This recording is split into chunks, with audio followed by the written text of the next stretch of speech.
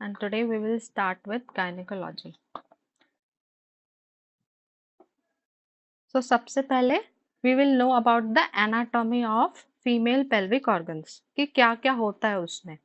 So firstly we have the external genital organs. External genital organs को और क्या बोलते हैं? Vulva या फिर pudendum. So question में क्या आएगा? All are the structures in the pudendum except. ठीक है, तो you should know the other names also. हमें दोनों नाम जानने हैं. वल्वा भी बोलते हैं एक्सटर्नल जेनिटेलिया ऑफ फीमेल को और प्यूडेंडम भी बोलते हैं. क्वेश्चन में एक्सटर्नल जेनिटेलिया नहीं लिखेंगे, दे विल राइट वल्वा और प्यूडेंडम. सो क्या क्या स्ट्रक्चर्स होते हैं? मॉन्स वेनेरिस और also known as mons pubis. Then next we have labia majora, labia minora, clitoris, vestibule and perineum. So these are the 6 structures जो हमारे external genitalia में present होते हैं. Again I am repeating mons pubis और mons veneris, labia majora, labia minora, clitoris, vestibuli and perineum. Now important from here is इसके homologous organs क्या क्या होते हैं. So labia majora का homologous organ होता है scrotum in males. Then what are homologous organs? क्या होते हैं homologous organs?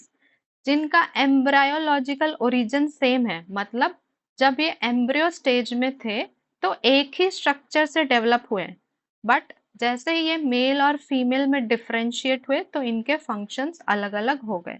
So the origin is same but the function is different according to their gender. So this is the meaning of homologous organs. तो labia majora का counter part क्या है males में? Scrotum. Very very important question. Labia minora का counter part क्या है? Ventral aspect of penis. Means वो वाला part of penis which is containing the urethral portion. Then clitoris का होमोलोगस है penis in case of mails. So this is the very important question from here. ये question आता ही है. लेबिया majora का homologous organ क्या है? स्क्रोटम. लेबिया माइनोरा का है ventral aspect of penis and clitoris का है penis in case of mails. Now what are these structures? How do they look like? So this thick pad of connective adipose tissue, this is known as mons pubis and it is covered with hair, pubic hair. ठीक है, तो ये thick pad of fat है जो कि एकदम anteriorly present है just below the abdomen. ठीक है, and it is covered with pubic hair. इसको बोलते हैं mons pubis. Then we have labia majora. Labia majora, this is ये lips like. Labia means lip like structure. So this is the thick fold of skin जो कि laterally present है. ठीक है, दोनों ही laterally present है, away from the midline. Away from the midline is lateral. तो दोनों thick fold of skin है जो कि laterally present है. This is known as labia majora.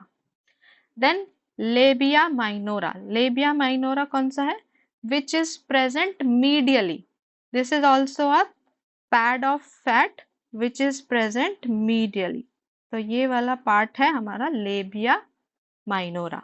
This is labia minora. Then we have posterior commissure. Posterior commissure किसको बोलते हैं? Labia minora जो है पोस्टीरियर पार्ट में जाके यूनाइट हो जाता है. So this is the labia minora और ये पोस्टीरियर पार्ट में जाके ऐसे यूनाइटेड हो गया. So this is known as the fourchette, not posterior commissure. This is known as the fourchette जहां पे लेबिया माइनोरा जो है पोस्टीरियरली यूनाइट हो रहा है. This is fourchette. And posterior commissure क्या है?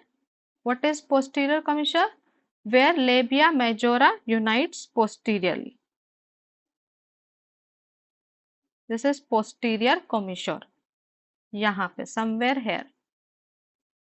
Then clitoris कहाँ पे है? जहाँ पे labia minora anteriorly fuse करेगा. So anterior fusion of labia minora makes the clitoris. And clitoris का homologous organ क्या है in case of males? Penis. Very good, it is Ventral aspect of tongue. Ventral aspect is for labia minora, ठीक है, और clitoris का है penis. Okay, so this is the thing which I was telling you.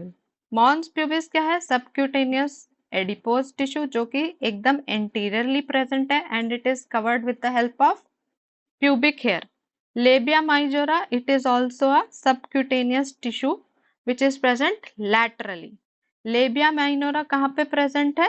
It is present medially. It is thick fold of skin और यहाँ पे fat नहीं है, ठीक है? It is devoid of fatty tissue. Then clitoris. Clitoris में हमें इसकी shape जाननी है. It is cylindrical और इसकी लेंथ कितनी है? 2.5 सेंटीमीटर। कभी कभी इसकी लेंथ पूछ देते हैं, so it is 2.5 centimetre.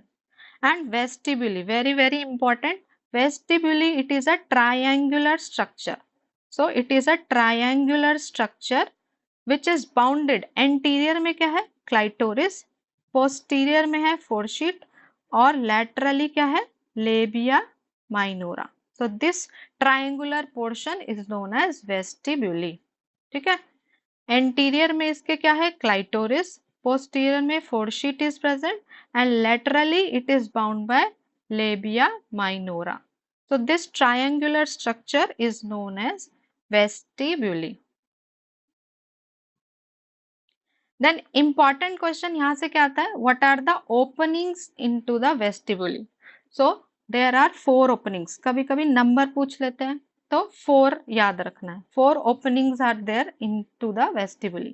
So first opening is the urethral opening. So this one is the urethral opening. Then second opening क्या है? Vagina. So vaginal opening. This is the vaginal opening. Third opening क्या है? Third is the opening of the Bartholin gland. Opening of the duct of the Bartholin gland. So these two pea-like structure, एकदम मटर के दाने जितना होता है, these are known as Bartholin gland. अब gland है तो उसका duct भी होगा. So these are the ducts of Bartholin gland. So इन दोनों का duct भी open करते हैं vestibule में. So third हो गई opening of the duct of Bartholin gland.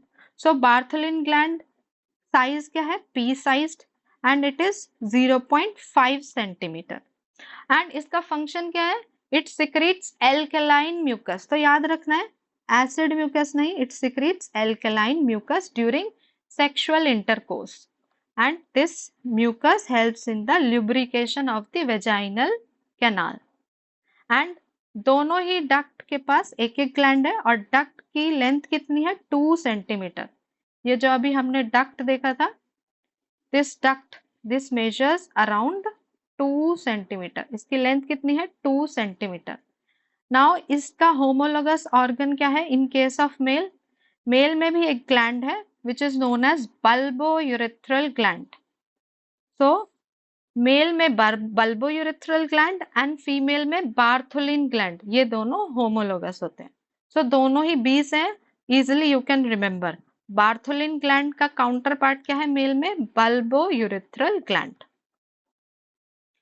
Now Bartholin gland की जो डक्ट की जो लाइनिंग है that is formed by columnar epithelium, मतलब ऐसे टॉल टॉल लंबे लंबे cells. This type of epithelium is known as columnar epithelium. और ये एग्जैक्टली कहाँ पे ओपन करता है? वेस्टिब्यूली में तो ओपन करता है, ये हमने जान लिया, लेकिन वेस्टिब्यूली में कहाँ पे ये ओपन करता है? At the junction of anterior 2/3 and posterior 1/3 of the vulva in vestibule. So you can see in the figure, यहाँ पे देख सकते हो एंटीरियर 2/3 एंड पोस्टीरियर 1/3। यहाँ पे ये जो जंक्शन है, यहाँ पे ये दोनों ग्लैंड के डक्ट ओपन करते हैं। सो वेस्टिब्यूली में कहाँ पे ओपन होते हैं ये भी हमें याद रखना है। At the junction of anterior 2/3 and posterior 1/3 of the vestibule. And कहाँ पे? In the groove between labia minora and hymen. Hymen और लेबिया माइनोरा के बीच में एक ग्रूव रहता है, एक पैसेज रहती है, वहां पे ये ओपन करता है। And what is hymen? Hymen क्या होती है? ये एक थिन शीट होती है म्यूकस मेम्ब्रेन की, जो कि वेजाइनल ओरिफिस को कवर करती है। ठीक है, वेजाइनल ओपनिंग को कवर करने का काम करती है hymen, and it is a septum of mucous membrane. Mucous membrane की एक थिन शीट है which is generally broken at the time of first sexual intercourse. Female जब फर्स्ट टाइम सेक्सुअल रिलेशनशिप बनाती है तो this hymen is broken, but this is not necessary. जो females बहुत ज्यादा स्ट्रेनस एक्सरसाइजेस करती है, साइकिलिंग या हॉर्स राइडिंग करती है, उसमें भी हाइमेन ब्रोकन हो सकती है। देन कभी कभी क्या होता है, ये duct, this Bartholin duct, it is blocked. क्यों ब्लॉक हो जाता है? Due to the infection, and it produces a swelling which is known as Bartholin cyst. तो डक्ट के ब्लॉकेज होने की वजह से क्या होगा? Bartholin cyst. तो you can see in the figure, ये लेफ्ट साइडेड बार्थोलिन सिस्ट हुआ है इस फिगर में, क्योंकि लेफ्ट साइड का बार्थोलिन ग्लैंड जो है दैट इज ऑब्स्ट्रक्टेड। कैसे ऑब्स्ट्रक्ट हुआ, कैसे ब्लॉक हुआ? Due to infections. और infection causing most common agent क्या है? It is E coli. So most common cause for infection of Bartholin gland is E coli, very important. Then जब ये cyst हो जाएगा तो ट्रीटमेंट क्या है मॉडर्न मेडिसिन में? They do incision and drainage. क्या करते हैं? Incision and drainage. एक ऐसे चीरा लगा देंगे और जितना भी कलेक्शन है दैट इज ड्रेन्ड आउटसाइड। ठीक है, और अगर बार बार बार्थोलिन सिस्ट हो रहा है किसी फीमेल को तो उसमें क्या हो जाएगा? बार्थोलिन एब्सेस फॉर्म हो जाएगा, there will be collection of pus. तब क्या ट्रीटमेंट करते हैं? The treatment that is done is that is known as marsupialisation. Marsupialisation में क्या होगा? ये जो सिस्ट है इसमें एक कट लगाएंगे और जो एजेस है, जो कट एजेस है उसको इवर्ट कर देते हैं, मतलब उसको बाहर की तरफ ओपन कर देते हैं। अब ओपन करके ये कुछ ऐसा दिखेगा और ऊपर से सूचर कर देते हैं ऐसे ऐसे, और बीच में एक ओपनिंग छोड़ देंगे ताकि जो भी एब्सेस में से पस निकल रही है वो यहाँ से ड्रेन होती रहे। ठीक है, so this is marsupialisation which is done for Bartholin abscess, और सिस्ट के लिए सिर्फ incision and drainage. Then fourth opening, तीन ओपनिंग हम लोगों ने पढ़ ली वेस्टिबुली में, urethral opening, vaginal opening and the opening of Bartholin gland के duct. Fourth, we have Skinny's gland. Skinny's gland, skinny gland, these are paraurethral, they are present paraurethral, means urethra के side में present होते हैं. So move on to Skinny's gland. Again I will show you in the figure where they are present. देखो urethra के side में present है. So this location is known as paraurethral location. So Skinny's gland are present पैरायूरेथ्रली, और इसके जो duct होते हैं वो थोड़े लंबे लंबे होते हैं, they have longer ducts and these ducts are known as Skene's ducts. So Skene gland का डक्ट है तो स्किनीज डक्ट बोलेंगे, एंड ये दोनों हमारे एक्सटर्नल यूरेथ्रल मिएटस के पोस्टीरियर वॉल में ओपन हो जाते हैं। देन स्किनीज ग्लैंड का होमोलोगस ऑर्गन क्या है मेल में? It is prostate, very very important. Prostate is homologous to Skene's gland in female, या फिर उल्टा भी क्वेश्चन आ सकता है, Skene's gland are homologous to prostate in case of males. तो जितने भी ये होमोलोगस ऑर्गन्स है ये हमें याद रखना है, यहाँ से बार बार क्वेश्चन आते हैं। Now embryology of external genital organs means जब ये ऑर्गन फॉर्म हो रहे थे when the fetus was in embryological stage. Embryo किसको बोलते हैं और जाइगोट किसको बोलते हैं? एनीवन? ओके, जाइगोट बोलते हैं when the male and female gamete fuse और meet। ठीक है, मेल का स्पर्म और फीमेल का ओवम जब मीट करता है जो स्ट्रक्चर बनता है that is known as zygote. अब जाइगोट बनने के बाद up to 8th week, up to 8th week जो स्ट्रक्चर होता है उसको बोलते हैं एम्ब्रियो। सो इसी 8 वीक्स में सारे स्ट्रक्चर्स जो है वो फॉर्म होते हैं। सो एम्ब्रायोलॉजिकली दोनों के स्ट्रक्चर सेम होते हैं। मीन्स जब वो एम्ब्रियो स्टेज में था तो अभी हम 8 वीक्स तक पता नहीं लगा सकते कि मेल है या फीमेल है, स्ट्रक्चर्स जो है फॉर्म हो रहे हैं, तो सेम ही स्ट्रक्चर है। सो जेनाइटल स्वेलिंग स्ट्रक्चर से बनती है लेबिया मेजोरा, ठीक है। और मेल में क्या बनेगा, स्क्रोटम। देन जेनाइटल फोल्ड से बनेगी लेबिया minora and clitoris will also form from the genital folds. तो ये तीनों क्या है, इनके एम्ब्रायोलॉजिकल स्ट्रक्चर है जिनसे ये सब स्ट्रक्चर्स बाद में फॉर्म होते हैं। Genital swelling will form labia majora and genital folds will form labia minora and clitoris. Now come to the blood supply of vulva. तो आर्टरी कौन सी यहाँ पे ब्लड सप्लाई करेगी, internal pudendal artery, very important. Nerve supply same है, pudendal nerve, ठीक है, pudendal nerve, और इसकी नर्व रूट याद कर लो, S2, S3 and S4, this is you, pudendal nerve.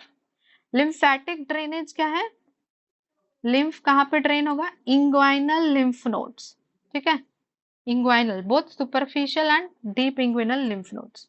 And clitoris जो है सिर्फ ये जाके ड्रेन करती है रोजन मुलर्स लिम्फ नोड, जिसको क्लॉकवेट्स लिम्फ नोड भी बोलते हैं, ठीक है। सो वल्वा के सारा लिम्फेटिक ड्रेनेज कहाँ पे है, इंटरनल इंग्वाइनल लिम्फ नोड्स में। ओनली द क्लाइटोरिस पोर्शन जो है that is drained into the Rosenmuller's lymph node, और रोजन मुलर का ही दूसरा नाम है क्लॉकवेट लिम्फ नोड।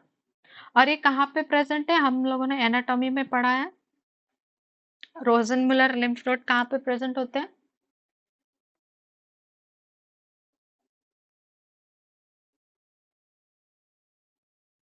फिमोरल जो शीथ है उसका जो सबसे मीडियल वाला कंपार्टमेंट है।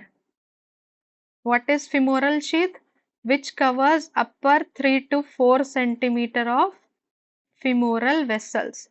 फिमोरल वेसल के अपर 3 या 4 सेंटीमीटर को जो शीथ कवर करती है उसको बोलते हैं फिमोरल शीथ। फिमोरल शीथ जो है 3 कंपार्टमेंट होते हैं उसके, इसमें होगी femoral artery lateral most compartment में, मीडियल कंपार्टमेंट में होती है फिमोरल वेन, इंटरमीडिएट कंपार्टमेंट में, और सबसे जो लैटरल मोस्ट कंपार्टमेंट है, this is the lateral compartment, this is intermediate compartment, और ये मीडियल कंपार्टमेंट। सो मीडियल कंपार्टमेंट में होते हैं क्लॉकवेट लिम्फ नोड और रोजन मुलर्स लिम्फ नोड, और यहाँ पे एक नर्व होती है दैट इज जेनिटोफिमोरल नर्व, और फिमोरल नर्व जो है that lies outside the femoral sheath, ठीक है। तो ये रोजन मुलर लिम्फ नोड कहाँ पे प्रेजेंट है, they are present in the medial compartment of the femoral sheath, और यहीं पे ड्रेन होती है क्लाइटोरिस।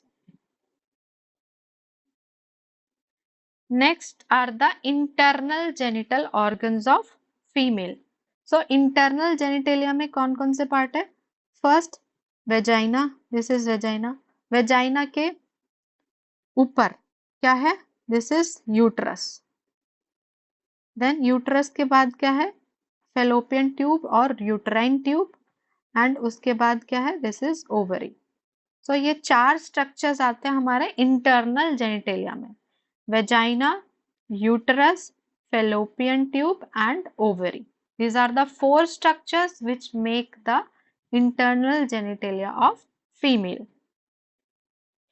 Now vagina, vagina क्या है, ये एक ट्यूबुलर स्ट्रक्चर है, ट्यूब जैसा स्ट्रक्चर है, ठीक है, it is a tubular structure, और इसकी 3 वॉल्स होती है, ठीक है, it has 3 walls, anterior wall, posterior wall and lateral walls, लेकिन इस फिगर में हम लैटरल वॉल्स नहीं देख सकते।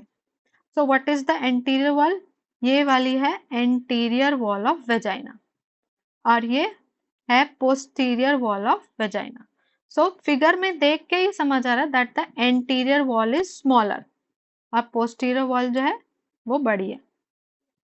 तो लेंथ में देख सकते हो एंटीरियर वॉल की लेंथ कितनी है, 7 सेंटीमीटर, और posterior wall is 9 centimetre, okay.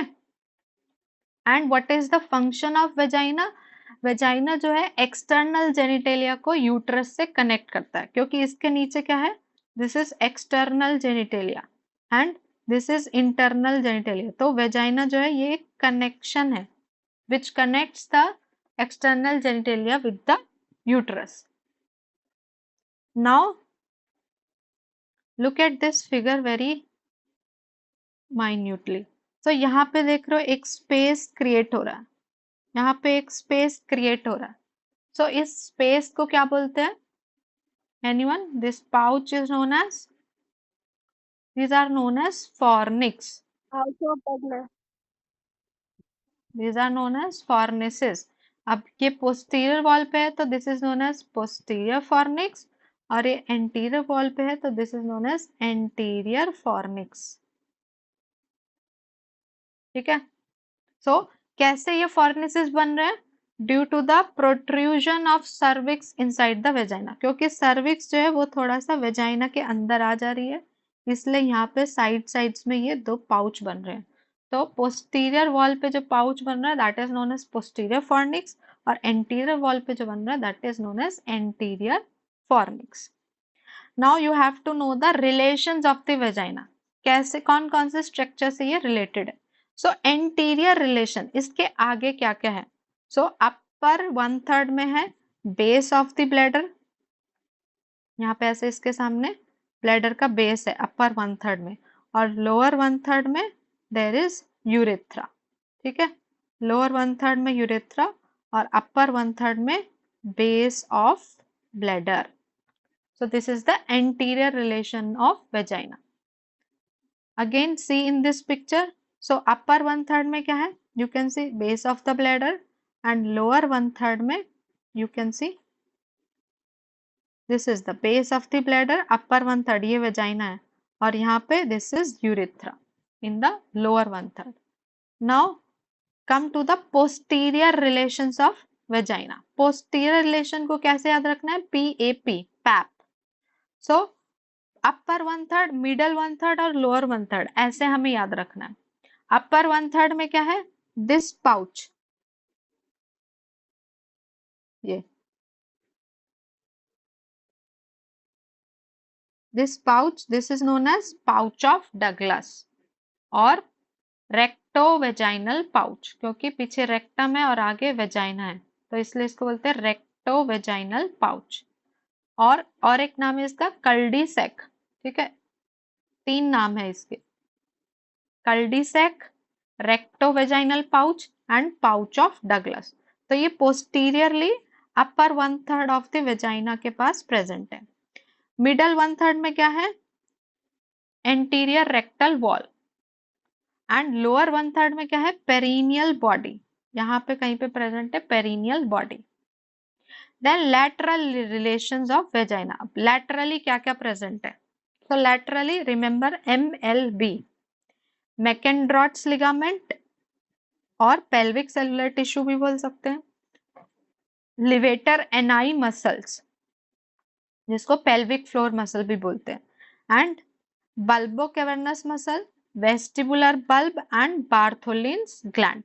All these 3 structures they are present laterally, they are surrounding the vagina.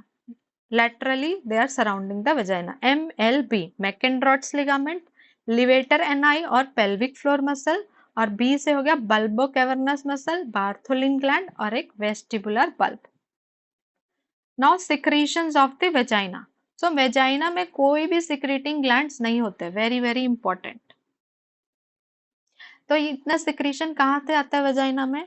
So they are derived from endocervical glands, cervix के ग्लैंड से। सर्विक्स के 2 portion होते हैं, endocervix and एक्टोसर्विक्स।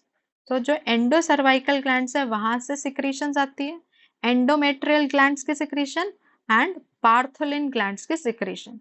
सो ये याद रखना है वेजाइनल सिक्रीशंस कहाँ से आती हैं। वेजाइना में खुद की कोई सिक्रीशन नहीं है, all the secretions are coming from 3 glands. What are those 3 glands? क्या क्या है? Endocervical glands, endometrial glands and Bartholin's gland. Now vagina में क्या है? एक बैक्टीरिया प्रेजेंट है which is known as Dodderlin's bacilli. Very very important question. Doderlein bacilli का काम क्या है? ये ग्लाइकोजन को क्या करता है? कन्वर्ट करता है लैक्टिक एसिड में, ताकि वेजाइना का जो पीएच है वो कम रहे। एसिडिक पीएच बनाने के लिए ये होता है। सो सारे ग्लाइकोजन को ये कन्वर्ट करता है लैक्टिक एसिड में। कौन कन्वर्ट करता है? डॉर्डरलिन्स बेसिलाई। किसकी प्रेजेंस में करता है? In the presence of oestrogen hormone.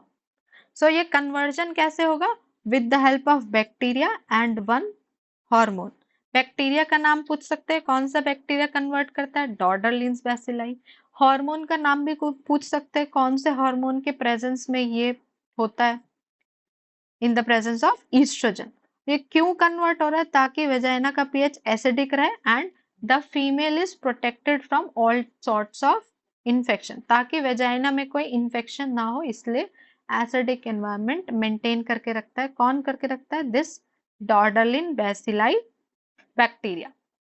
Now vaginal epithelium cells. Vagina में 3 टाइप्स के सेल्स होते हैं। सो पहले हम उसके एपिथेलियम जान लेते कैसी है।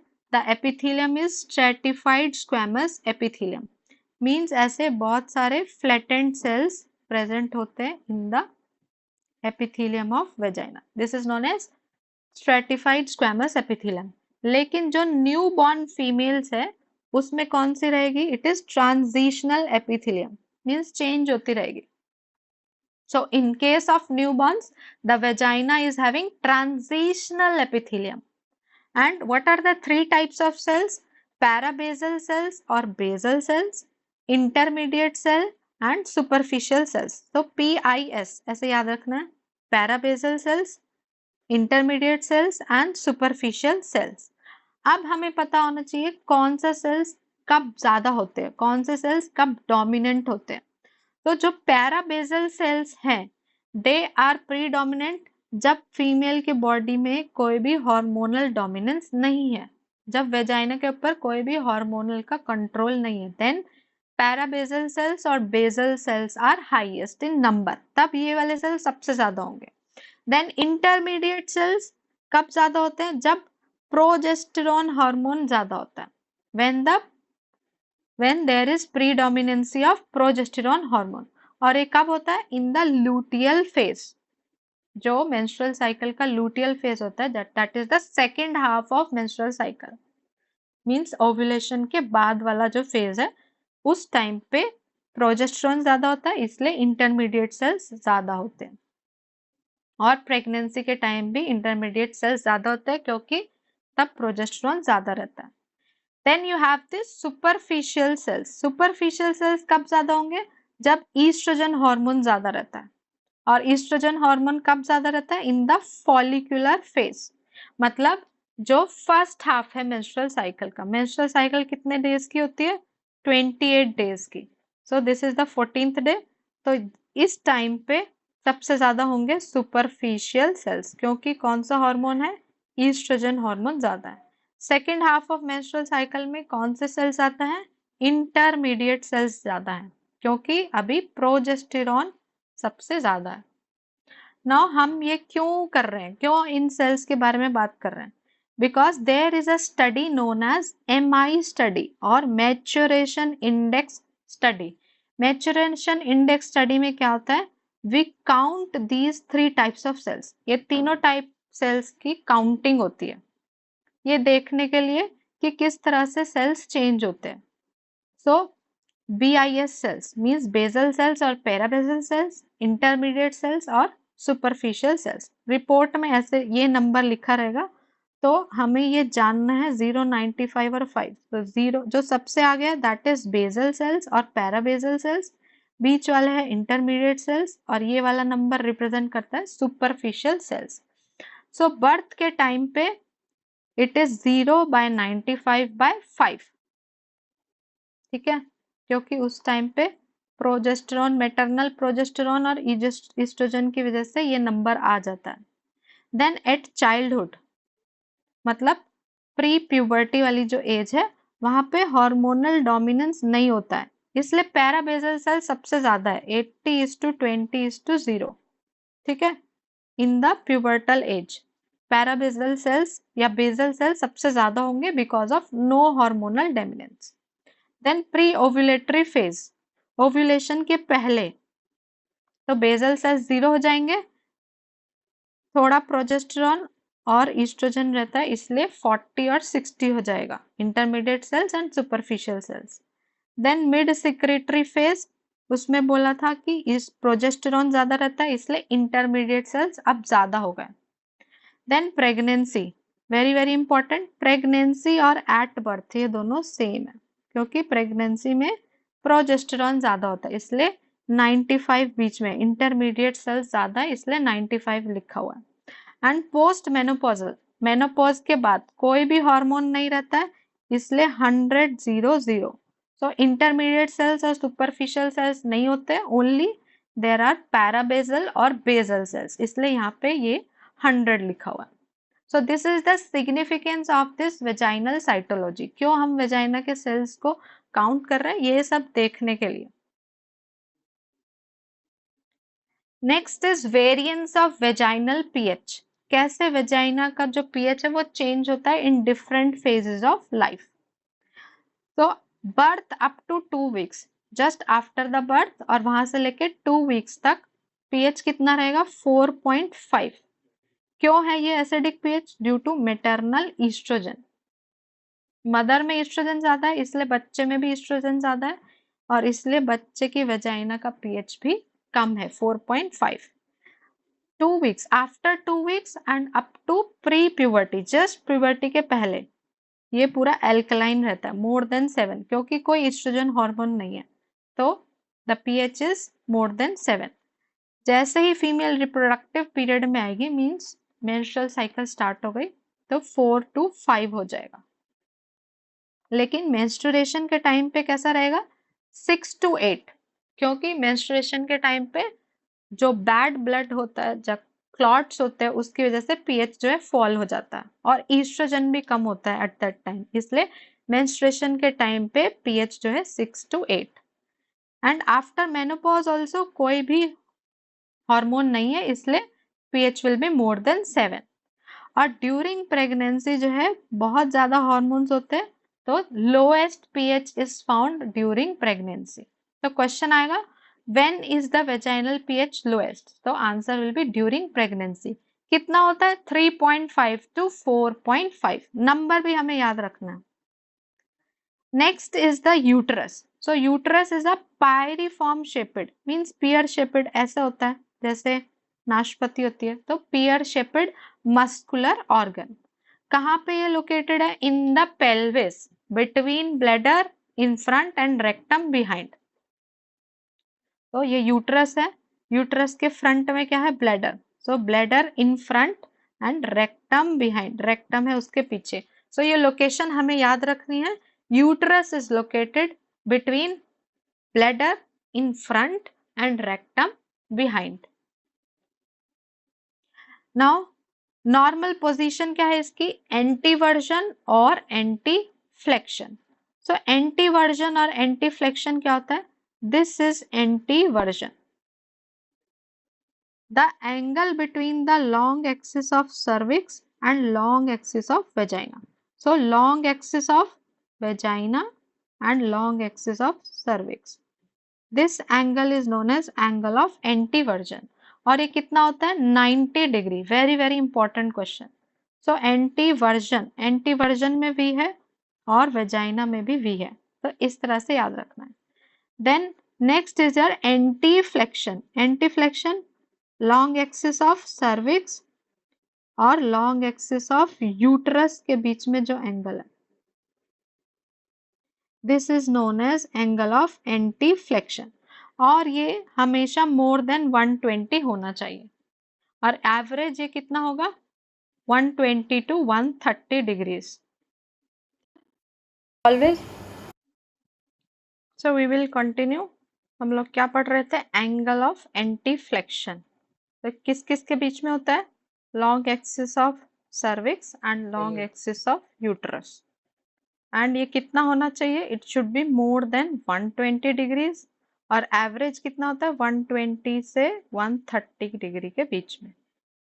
तो 120 से कितना भी ज्यादा हो सकता है, बट एवरेज इतना होना चाहिए।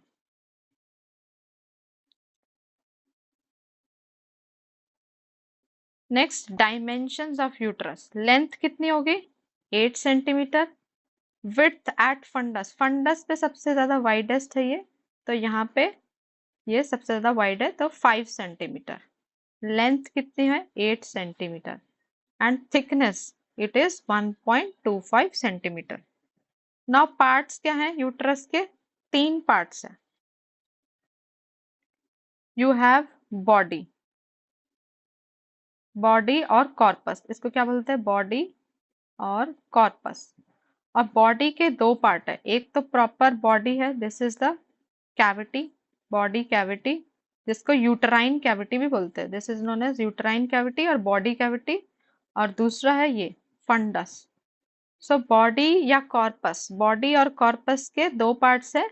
First is fundus, first is fundus, F for first, F for fundus. Then body cavity, B जो है सेकंड नंबर पे आता है, तो सेकंड पे क्या होगा? Body cavity. देन सी थर्ड नंबर पे आता है, सो सी से सर्विक्स। और बॉडी और सर्विक्स के बीच में एक कंस्ट्रिक्शन है छोटी सी, जिसको बोलते हैं isthmus. So these are the parts of uterus: fundus, body, isthmus and cervix.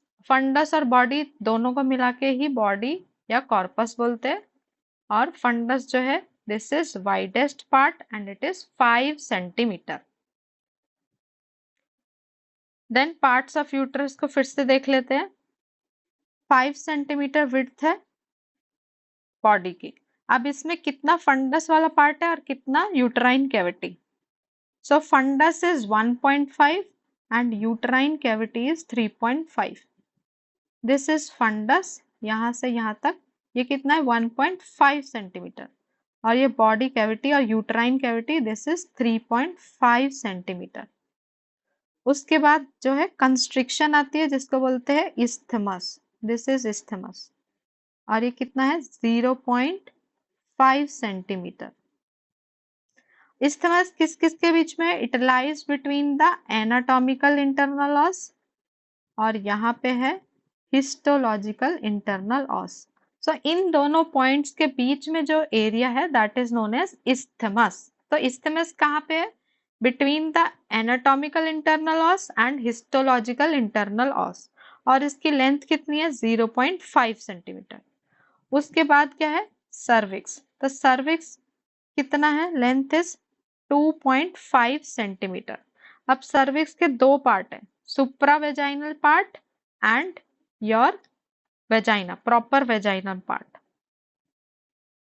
This is supravaginal part and this is vaginal. Supravaginal को and, please mute hello yourself. हाँ, दीदी, एक्सटर्नल इंटरनल लॉस और internal internal os क्या है थोड़ा? Okay.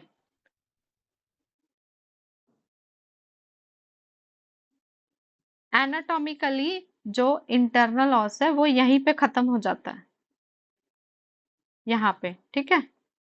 और histologically means यहाँ पे अब जो है टिश्यू चेंज स्टार्ट हो गया। हिस्टोलॉजी मीन्स टिश्यू, तो टिश्यू जहां से स्टार्ट होना, चेंज स्टार्ट होगा, that is the histological internal loss.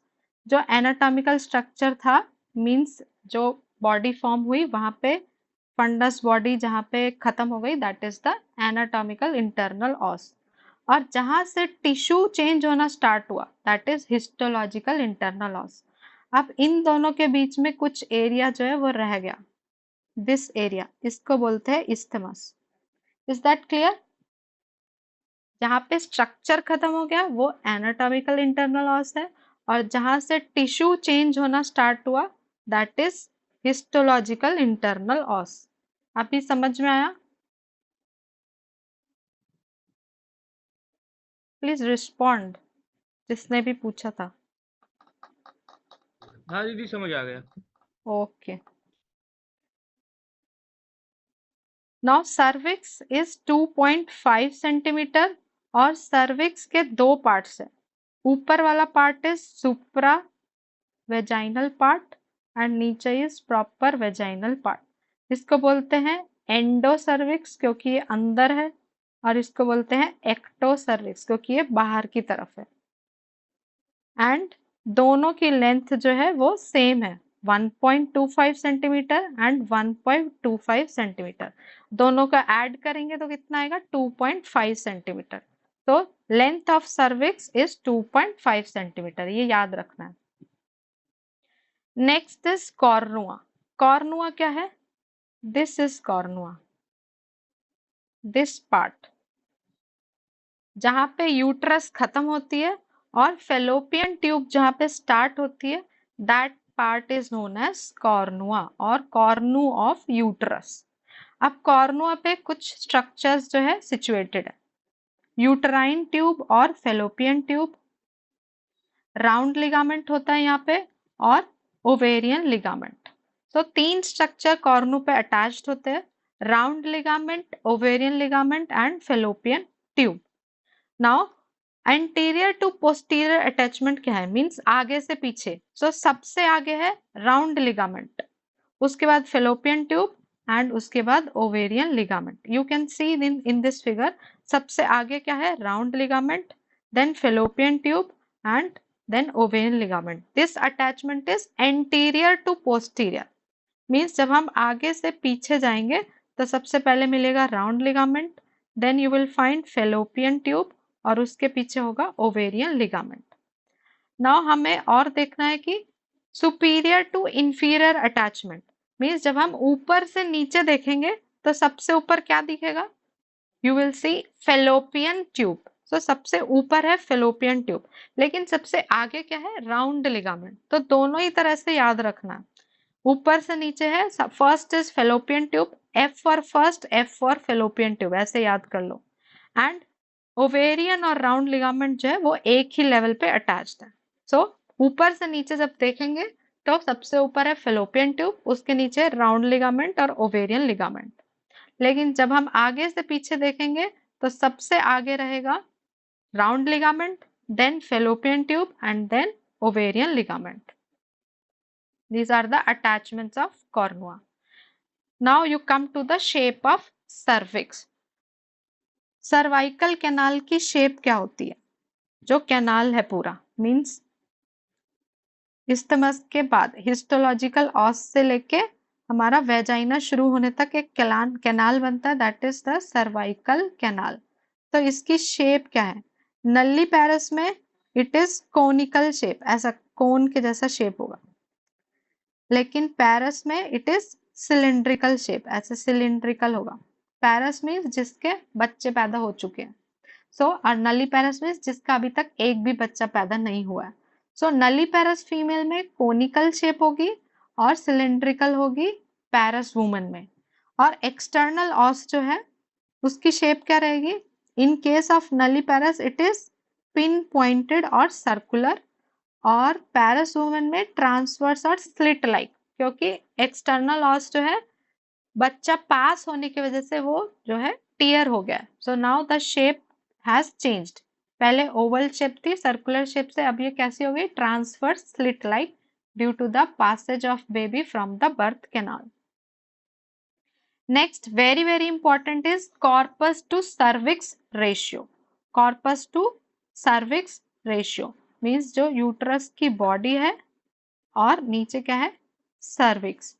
तो इसका रेशियो क्या है, प्री प्यूबर्टी मीन्स प्यूबर्टी होने से पहले दोनों की लेंथ जो है बराबर रहती है। सो 1:1, रेशियो इज 1:1। एट प्यूबर्टी क्या होगा, नाउ यूट्रस जो है वो बड़ी होना स्टार्ट हो जाएगी, so ratio will become 2:1। After puberty भी सेम रहेगी, 2:1। जैसे ही फीमेल रिप्रोडक्टिव एज में जाएगी तो यूट्रस और ग्रो हो जाएगी, क्योंकि अब प्रेगनेंसी होने के चांसेस होंगे तो यूट्रस बड़ी होना स्टार्ट हो जाएगी। So it will become 3:1। और मेनोपॉज में सारे स्ट्रक्चर्स जो है वो रिग्रेस हो जाएंगे वापस, इट विल बिकम 1:1। ठीक है, body of the uterus again वो जो है छोटी हो जाएगी, तो दोनों का साइज यूट्रस और सर्विस का साइज सेम हो जाएगा आफ्टर मेनोपॉज। तो रेशियो क्या होगा, 1:1। सो हमें ये ऐसे ही याद रखना है। कभी कभी क्या पूछेगा, उल्टा पूछ लेगा, सर्विक्स टू यूट्रस, तो यही चीज हमें उल्टा करनी है। अगर पूछा रिप्रोडक्टिव एज में तो 1:3 हो जाएगा, लेकिन अगर पूछा यूट्रस टू सर्विक्स रेशियो तो 3:1। सो ध्यान से क्वेश्चन पढ़ना है, सर्विक्स आगे लिखा है या सर्विक्स पीछे लिखा है, यूट्रस आगे लिखा है या यूट्रस पीछे लिखा है, तो उसी अकॉर्डिंगली हमें ऑप्शन चूज करना है, क्योंकि ऑप्शन में दोनों ही रहेगा, 1:3 भी रहेगा, 3:1 भी रहेगा।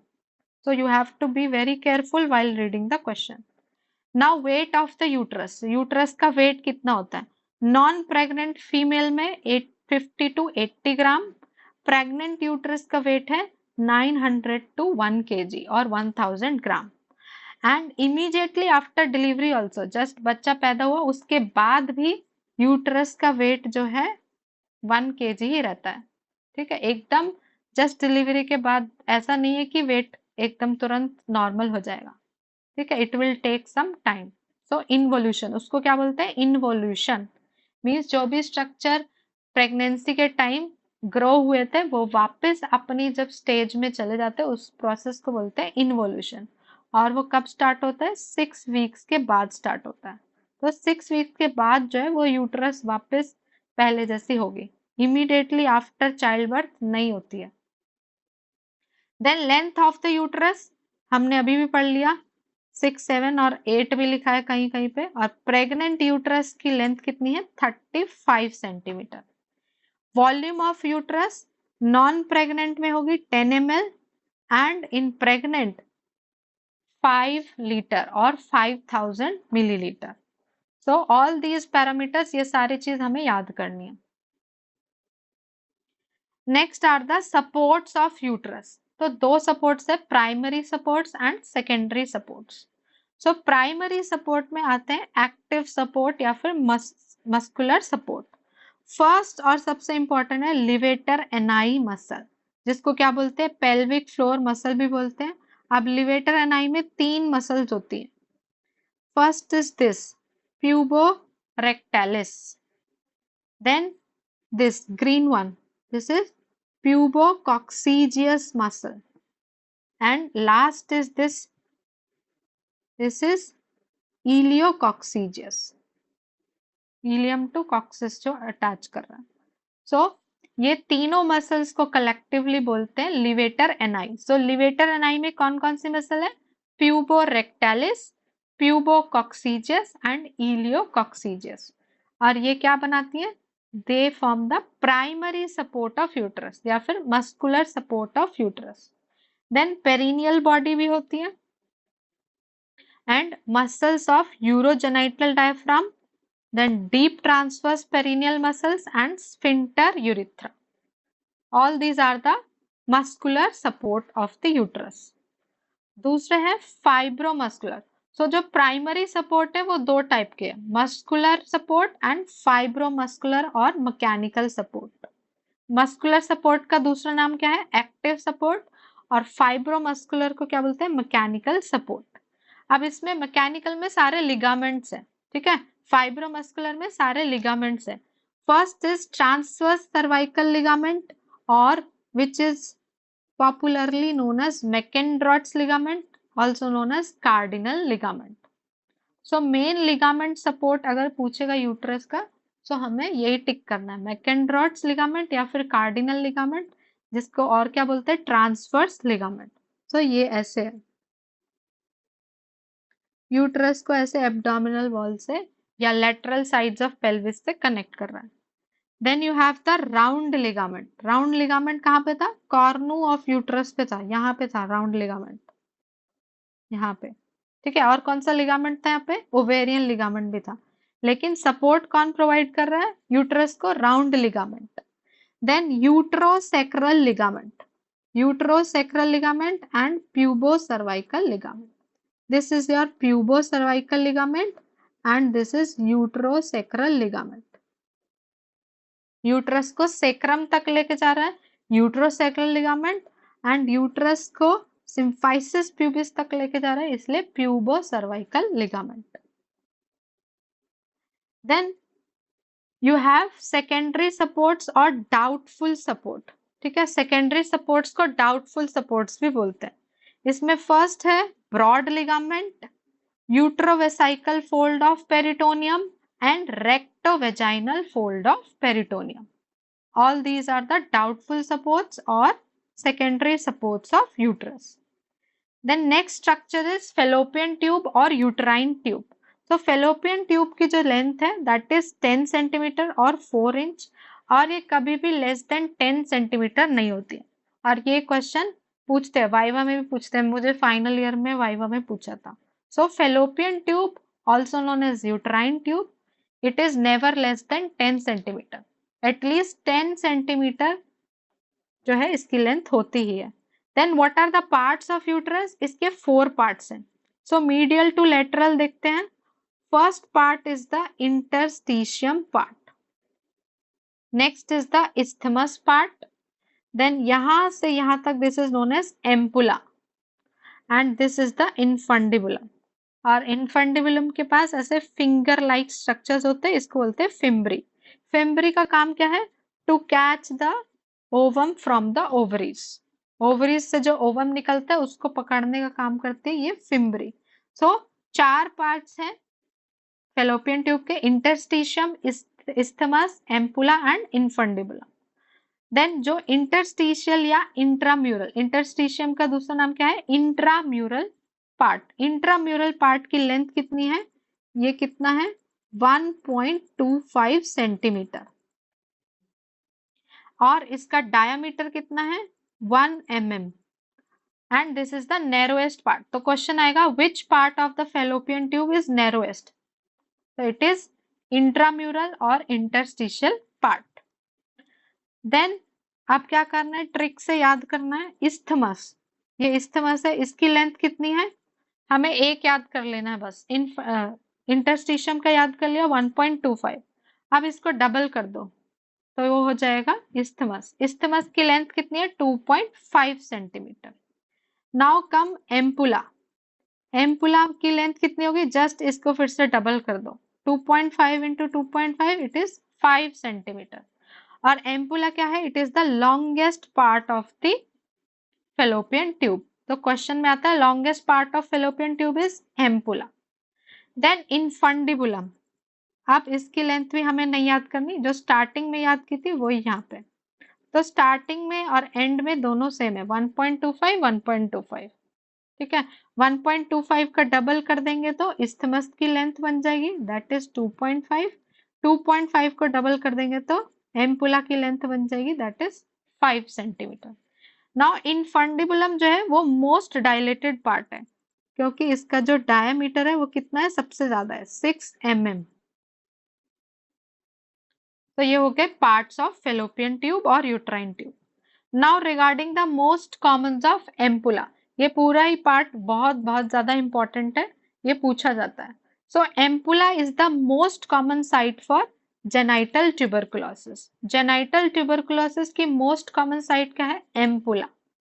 फर्टिलाइजेशन कहाँ पे होती है? मेल और फीमेल गैमीट की एम्पुला में होती है। स्पर्म और ओवम आके कहाँ पे फर्टिलाइज करते हैं? एम्पुला में। देन एक्टोपिक प्रेगनेंसी, प्रेगनेंसी अगर यूट्रस में नहीं हुई तो ectopic, ectopic means false site. तो मोस्ट कॉमन एक्टोपिक साइट क्या है? Ampulla. And most common site of tubal abortion is also ampulla. Means अगर एक्टोपिक प्रेगनेंसी हो गई और वहां पे अगर अबॉर्शन हुआ तो कौन से पार्ट में होता है? एम्पुला पार्ट में। देन इस्थमस के रिगार्डिंग 2 पॉइंट्स है। Most common site of tubal rupture, tube जो रप्चर करती है, फेलोपियन ट्यूब अगर फट गई तो सबसे ज्यादा कहाँ पे फटती है? इस्थमस वाले पार्ट में। And most common site of tubectomy, tubectomy कहाँ पे करते हैं? In the isthmus. क्यों ट्यूबेक्टोमी इस्थमस में करते हैं? क्योंकि जब कट लगाते हैं तो जब वापस जो आर्टरीज ज्वाइन होंगी, suppose this is the isthmus और इसके अराउंड ये आर्टरीज है, तो ये एनेस्टमोसिस होने का जो सबसे ज्यादा चांसेस है, मतलब जो आर्टेरियल स्ट्रक्चर वापस जो फॉर्म होता है, सबसे ज्यादा सक्सेस रेट जो है हमारा इस्थमस के पास है। ठीक है, जो आर्टेरियल स्ट्रक्चर वापस से बनेगा कटने के बाद, ट्यूब के कटने के बाद, उसके हाईएस्ट चांसेस ऑफ सक्सेस जो है वो इस्थमस में अगर ट्यूबेक्टोमी करेंगे तो हाईएस्ट चांस है कि एनास्टोमोसिस जो है सक्सेसफुली फॉर्म हो जाए, इसलिए ट्यूबेक्टोमी की मोस्ट कॉमन साइट है isthmus. Next structure is fallopian tube के बाद क्या है, ओवरी। सो ओवरी की लेंथ, ब्रेड्थ और थिकनेस कैसे याद रखनी है, 3 to 1। 3 सेंटीमीटर लेंथ है, ब्रेड्थ है 2 सेंटीमीटर और थिकनेस है 1 सेंटीमीटर। अब ओवरी के दो पार्ट्स होते हैं, outer part and inner part. Outer part is known as cortex, ovarian cortex, और इनर पार्ट को बोलते हैं मेडुला, इनर मेडुला। जैसे कि किडनी में भी होता है, ठीक है, सुप्रारीनल ग्लैंड्स में, सबके आउटर पार्ट को कॉर्टेक्स बोलते हैं और इनर पार्ट को मेडुला, तो सेम ही ओवरी में है। देन इस मेडुला में क्या है, this medulla has a specialised type of cells which are known as hilus cells. अब ये हाइलस सेल्स का काम क्या है, दे सिक्रीट द एंड्रोजेंस। क्या सिक्रीट करते हैं, एंड्रोजन सिक्रीट करते हैं। These are the sources of ovarian androgen. और ये हाइलस सेल्स की एक और इम्पॉर्टेंट बात है, they are homologous to the interstitial cells of testis, और you can say interstitial cells of Leydig sales.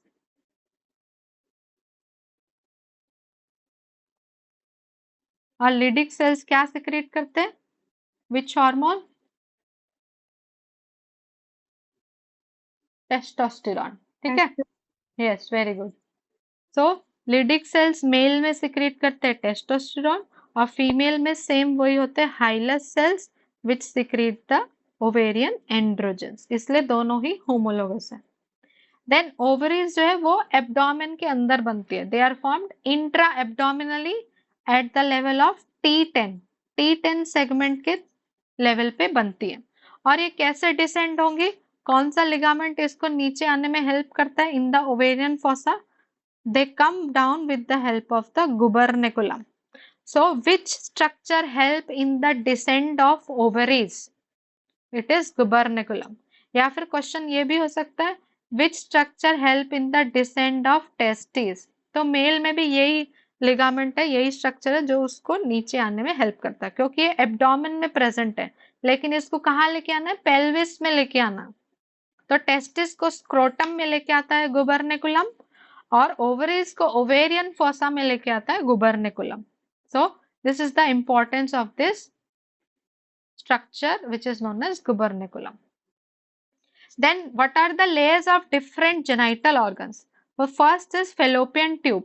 So बाहर से अंदर हम आएंगे, fallopian tube की outer most covering that is known as peritoneum और serous coat, ये हो गया पेरिटोनियम और सीरस कोट। उसके बाद क्या होगा, you have the outer longitudinal muscle and inner circular muscle. So this is known as muscular coat. This is known as serous coat. outer वाला serous, उसके अंदर क्या है, muscular coat. Then यहाँ पे सब म्यूकोसा नहीं है, direct there is mucus coat. This is the mucus coat और mucosa. तो ये याद रखना है, submucosa is absent in fallopian tube. Then mucous coat में क्या है, एक स्पेशल टाइप के सेल्स प्रेजेंट है, and these cells are known as the peg cells. और ये पेग सेल्स क्या है, दे आर पार्टली सीलिएटेड, किसी किसी में सीलिया प्रेजेंट है और किसी में सीलिया नहीं है। सो पेग सेल्स, ये क्वेश्चन आया हुआ है एक बार, peg cells are found in, they are found in fallopian tube. Hilus cells are found in, hilus cells कहाँ पे मिलते हैं, ovary, very good, very good, inner medulla of the ovary, very good. तो ये दोनों ही क्वेश्चंस पूछे जाते हैं, peg cells fallopian tube, hilus cells ovary. Peg cells क्या है, पार्टली सिलिएटेड है एंड पार्टली नॉन सिलिएटेड है। पेग सेल्स कहाँ पे प्रेजेंट है, mucosa layer of Fallopian tube, और सब म्यूकोसा जो है फेलोपियन ट्यूब में एब्सेंट है। नाउ यूट्रस, यूट्रस में क्या है, outermost is the peritoneum, ये सबसे आउटर मोस्ट है, पेरिटोनियम और serous coat. Then we have the muscular coat जिसको बोलते हैं मायोमेट्रियम, और इसके आउटर पेरिटोनियम को क्या बोलते हैं? Perimetrium. So outermost is perimetrium. Just appreciate in this figure. Perimetrium outer most, उसके बाद मायोमेट्रियम, और उस सबसे अंदर है एंडोमेट्रियम. तो मस्कुलर कोट जो कि मायोमेट्रियम है, यहाँ पे उसमें क्या है? 3 टाइप की मसल्स है. ठीक है. फेलोपियन ट्यूब में क्या था? Only longitudinal and inner circular. लेकिन यहाँ पे क्या है? मस्कुलर लेयर में you have outer longitudinal, then इसमें इंटरमीडिएट क्रिस क्रॉस लेयर है. फाइबर्स जो है एकदम आपस में इंटरलेस्ड है. जैसे चटाई में फाइबर्स बुने होते हैं एक साथ, ऐसे ही इसमें हो गए intermediate crisscross layer. Then inner circular muscle layer. तो इसमें 3 मसल्स हैं. Then this layer, intermediate layer को क्या बोलते हैं? Living ligature. क्यों इसको लिविंग लिगेचर बोलते हैं? क्योंकि ये जो क्रिस क्रॉस लाइक स्ट्रक्चर है, इसमें क्या होगा? इसके बीच में, okay I will use different colour. This is the criss cross intermediate layer. इसमें क्या है? इसमें बीच बीच में छोटी छोटी आर्टरीज प्रेजेंट है लाइक दिस. तो जब ये मसल्स कॉन्ट्रैक्ट करेंगी तो ये आर्टरीज जो है ये भी इसके अंदर दब जाएंगी, और जो ब्लीडिंग होती है वो स्टॉप हो जाएगी. सो इसलिए इसको लिविंग लिगेचर बोलते हैं कि ये जो पोस्टपार्टम जो ब्लड लॉस होता है, just after the delivery of baby के बाद जो ब्लड जो निकलने वाला होता है, उसको ये रोकता है. It prevents PPH, postpartum haemorrhage से ये वाली लेयर प्रोटेक्ट करती है. That is why it is known as living ligature. Then इसमें भी submucosa coat is absent और direct mucous coat is present, जिसको बोलते हैं एंडोमेट्रियम. तो यहाँ पे सीरस कोट को बोलते हैं पेरीमेट्रियम, मस्कुलर कोट को बोलते हैं myometrium, and the mucous coat is known as endometrium. तो यहाँ पे भी इंपॉर्टेंट है, submucosa is absent. Fallopian tube में भी submucous absent and uterus में भी submucous absent. Now cervix. Cervix में एक ही लेयर है, ओनली सिंगल लेयर, और वो म्यूकस कोट की लेयर है. सुप्रावेजाइनल पार्ट में कौन से सेल्स है? You have high columnar cells. और वेजाइनल पोर्शन में just see in this figure, this is the supravaginal part, और ये वाला वेजाइनल पार्ट. तो सर्विक्स में क्या है? एंडोसर्विक्स. इसको एंडोसर्विक्स भी बोलते हैं, इसको एक्टो. एंडोसर्विक्स में हाई कॉलमनर एपिथेलियम और यहाँ पे स्क्वैमस एपिथेलियम. तो ये हमें याद रखना है. अंदर में क्या प्रेजेंट है? कॉलमनर एपिथेलियम, और बाहर में stratified squamous epithelium.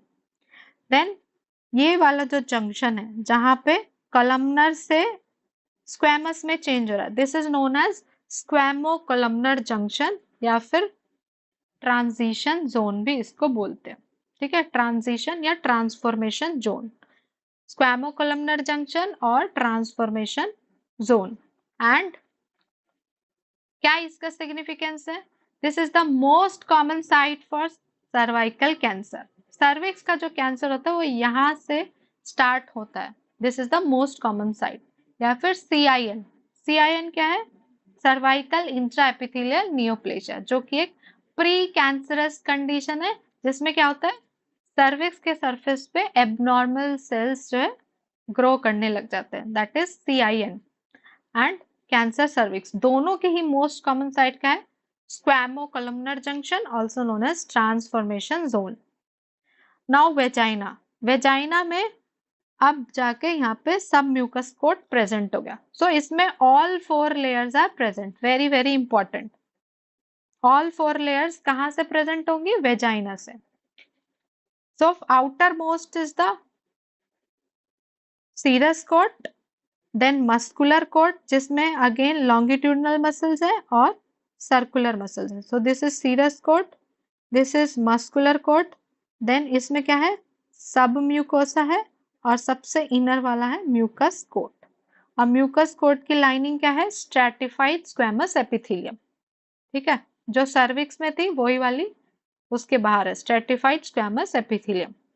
Then ovary. Ovary में एक ही लेयर है, and that is the cuboidal cells. ठीक है, एक ही लेयर है, क्यूबॉइडल सेल्स की लेयर है, उसको बोलते हैं germinal epithelium of Waldeyer. So ये जो छोटी छोटी लेयर देख रहे हो, this layer is known as germinal epithelium of Waldeyer. So ovary में भी एक ही लेयर है, सर्विक्स एंड ओवरी दोनों में एक ही लेयर है। ठीक है, देन आर्टेरियल सप्लाई, वल्वा की arterial supply we have already talked of. Internal pudendal artery से एक्सटर्नल जेनिटेलिया को ब्लड सप्लाई मिलती है। सर्विक्स में, सर्विक्स नाम है तो cervical artery, but descending cervical artery. Vagina में क्या होगा, सर्वाइको vaginal branch of uterine artery. Vagina नाम है तो एक वेजाइनल आर्टरी भी है, middle rectal artery and internal pudendal artery. ठीक है, कहीं कहीं पे ये वेजाइनल आर्टरी को डिसेंडिंग वेजाइनल आर्टरी भी लिखा हुआ है। सो चार यहाँ पे है, सर्वाइको vaginal branch of uterine artery, vaginal artery, middle rectal artery and internal pudendal artery.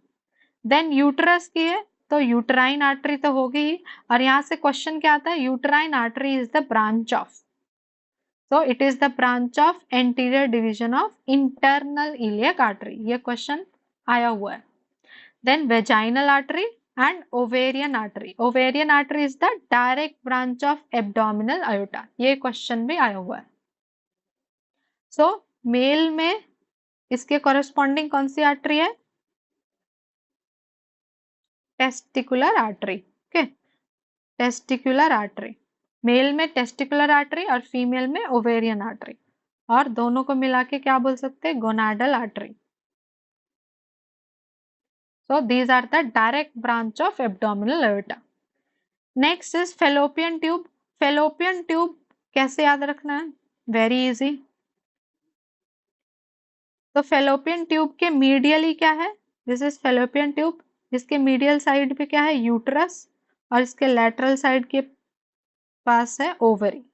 So medial 2/3 is supplied by ovarian artery and lateral 1/3 is supplied by ovarian artery. So fallopian tube के आसपास जो structure है वही type की artery उसको supply कर रही है। मीडियल 2/3 में यूट्राइन आर्टरी एंड लैटरल 1/3 में ovarian artery, and ovary is supplied by ovarian artery. Then यहां से I just want to correlate, जो लेफ्ट ओवेरियन वेन है, left ovarian vein it drains directly into the left renal vein, लेकिन जो right ovarian vein है वो कहाँ drain करेगी, इंफीरियर वेना कावा में। ठीक है, ये एक एक्स्ट्रा है, ओवेरियन आर्टरी थी तो इसलिए बोल दिया। ओवेरियन वेन जो है राइट वाली अलग जगह ड्रेन करती है और लेफ्ट वाली अलग जगह। लेफ्ट वाली कहाँ ड्रेन करेगी, लेफ्ट रीनल वेन में, और राइट वाली डायरेक्टली ड्रेन करेगी into the inferior vena cava. ऐसे ही मेल में अगर होगा तो left testicular vein drains into left renal vein and right testicular vein drains directly into the inferior vena cava. Next is regarding the lymphatic drainage. Lymphatic drainage जो है uterus का कहाँ पे जाएगा, para aortic lymph node, aorta के पास जो है, these are the para aortic lymph nodes. तो यहाँ पे जाएगी यूट्रस की लिम्फेटिक ड्रेनेज। और कहाँ है, internal iliac, these are the internal iliac lymph nodes, ये है यूट्रस की। देन सर्वाइकल ड्रेनेज, सर्विक्स कहाँ पे ड्रेन करेगी, तो इसको याद रखना है, ये आता है क्वेश्चन, आई होप से याद रखना है। I for internal iliac lymph node, H for hypogastric lymph node, O for obturator lymph node, P for presacral और paracervical lymph node, and E for external iliac lymph node. So I hope internal iliac और E से external iliac, H for hypogastric, O for obturator and P for presacral or paracervical lymph nodes. Then fallopian tube कहाँ पे drain करेगी, most of the part drain करेगा पैरायोटिक lymph node में, और कुछ small portion drain करेगा superficial inguinal lymph nodes में। Ovaries भी पैरायोटिक और प्रीयोटिक लिम्फ नोड में जाके ड्रेन हो जाती है। Then lymphatic drainage of vagina, इसको 3 पार्ट्स में हमें याद रखना है। जैसे हमने रिलेशन याद रखे थे, ऐसे ही इसका lymphatic drainage, upper 1/3, middle 1/3 and lower 1/3। सो अपर 1/3 जाता है external iliac lymph node, middle 1/3 जाता है, मिडल MI, M के बाद क्या आ रहा है आई, तो internal iliac lymph node, and lower वाला ड्रेन करेगा सुपरफिशियल इंग्वाइनल लिम्फ नोड। तो ऐसे इसको याद रखना है। नाउ वल्वा, सो वल्वा में लेबिया मेजोरा ड्रेन करता है superficial inguinal lymph nodes, labia minora also drains into superficial inguinal lymph nodes, clitoris हमने देख लिया था, इट ड्रेन्स इनटू रोजेनमुलर और क्लॉक्वेट लिम्फ नोड, और Bartholin gland they also drain into superficial lymph node, superficial inguinal and anorectal lymph node। So जो भी vulva है हमने स्टार्टिंग में ही पढ़ा था, उसकी लिम्फेटिक ड्रेनेज क्या है, superficial inguinal lymph node, except clitoris जो कि जाके ड्रेन करती है रोजनमुलर और क्लॉकवेट्स लिम्फ नोड में। Then this chart as a whole is very very very very important. Development of genital organs and gonads, so male और female ये सब स्ट्रक्चर कौन से एम्ब्रियोनिक स्ट्रक्चर से डेवलप होते हैं। सो लेबियोस्क्रोटल स्वेलिंग, लेबियोस्क्रोटल स्वेलिंग से क्या डेवलप होता है, मेल में स्क्रोटम और फीमेल में लेबिया मेजोरा। ठीक है, स्वेलिंग मीन्स फूला हुआ, तो ऐसे याद कर लो स्क्रोटम और labia majora. Then urogenital fold, यहां से क्या आएगा, मेल में बनेगा ventral aspect of penis, that is urethral part of penis, and labia minora in case of female. Genital tubercle से क्या बनेगा, penis in male and clitoris in female. Urogenital sinus, अब इसका नाम क्या है, यूरोजेनाइटल, सो यूरिनरी रिलेटेड और थोड़ा सा जेनाइटल पार्ट रिलेटेड स्ट्रक्चर। सो मेल में बनेगा यूरिनरी ब्लैडर और फीमेल में भी यूरेथ्रा, फीमेल में भी मेल में भी, लेकिन सिर्फ navicular fossa, this is one part of urethra जो कि मेल में यहां से नहीं बनता है। देन फीमेल में lower form. Okay, let us resume where we left. So urogenital sinus से यूरिनरी वाले पोर्शन एंड जेनिटेलिया का कुछ पोर्शन फॉर्म होगा। So in case of both male और फीमेल में यूरिनरी ब्लैडर और यूरेथ्रा दोनों बनते हैं, लेकिन मेल में क्या होगा, यूरेथ्रा का सिर्फ नेविकुलर फॉसा वाला पोर्शन फॉर्म नहीं होगा। ठीक है, देन प्रोस्टेट ग्लैंड फॉर्म होगा मेल में और फीमेल में यूरेथ्रल ग्लैंड, और फीमेल में वेजाइना का लोअर 1/3 पोर्शन भी फॉर्म होता है। Then prostatic utricles in case of males and paraurethral glands in case of females. Paraurethral glands कौन से थे फीमेल में,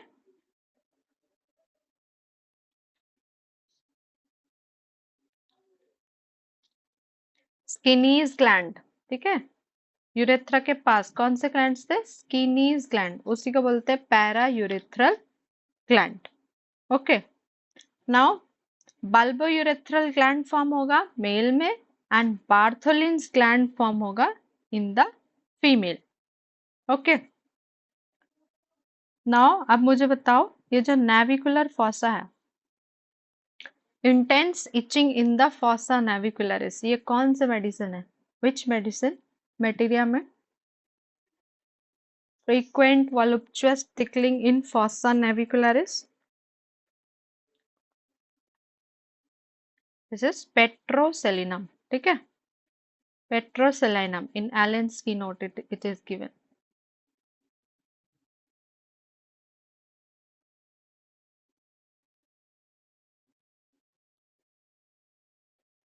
और पेट्रोसेलिनम इज, इसका कॉमन नेम क्या है, पार्सले, क्लास 1 में बनता है। ठीक है, देन जो बल्बोयूरेथ्रल ग्लैंड है, मेल्स के केस में ये कहाँ रहता है, डीप पेरिनियल पाउच में, और फीमेल के केस में it resides in the superficial perineal pouch. तो ये भी याद रखना है, bulbourethral gland in case of male वो कहाँ रहेगा, डीप पेरिनियल पाउच, और इसका जो काउंटर पार्ट है फीमेल्स में बार्थोलिन ग्लैंड, इट रिसाइड्स, ये कहां पे रहता है? In the superficial perineal pouch. Now Mullerian duct और पैरामीजोनेफ्रिक डक्ट। अब मुलेरियन डक्ट क्या है? This is forming all the female structures. तो फीमेल में होता है मुलेरियन डक्ट और मेल्स में होता है वुल्फियन डक्ट। मुलेरियन डक्ट का नाम क्या है? पैरामीजोनेफ्रिक डक्ट। और वुल्फियन डक्ट का दूसरा नाम क्या है? वुल्फियन को उल्टा कर दो एम से, मीजोनेफ्रिक डक्ट। तो in case of females, all the structure are formed from Mullerian duct. Uterus, cervix, fallopian tube and upper 2/3 of vagina. ठीक है, upper 2/3 of vagina बनेगा Mullerian duct से, और lower 1/3 किससे बन गया था? Urogenital area से। ठीक है, then in case of males, appendix of testis is formed from Mullerian duct. So male में एक ही स्ट्रक्चर यहां से बनता है, अपेंडिक्स ऑफ टेस्टिस, क्योंकि ये जो मुलेरियन डक्ट है this is mainly for the females, ये फीमेल जेनिटेलिया को डेवलप करने के लिए होता है। देन वुल्फियन डक्ट, अब यहाँ पे देखो मेल के सारे स्ट्रक्चर्स डेवलप होंगे। So duct of epididymis, vas deferens and seminal vesicle, ये सब फॉर्म होगा वुल्फियन डक्ट से। और फीमेल में गार्टनर्स डक्ट, तो गार्टनर डक्ट को क्या ही बोलते हैं? These are the remnants of Wolffian duct, क्योंकि जब बच्चा एम्ब्रियनिक स्टेज में तो उसमें दोनों ही स्ट्रक्चर प्रेजेंट है, Mullerian duct and Wolffian duct both are present. एक जो है वो ज्यादा डोमिनेंट हो जाता है, अगर फीमेल बनेगी तो मुलेरियन डक्ट बन जाएगा, और अगर मेल बनेगा तो वुल्फियन डक्ट प्रीडोमिनेंट होगा। सो फीमेल्स में वुल्फियन डक्ट के रिमिनेंट्स को क्या बोलते हैं? Gartner's duct.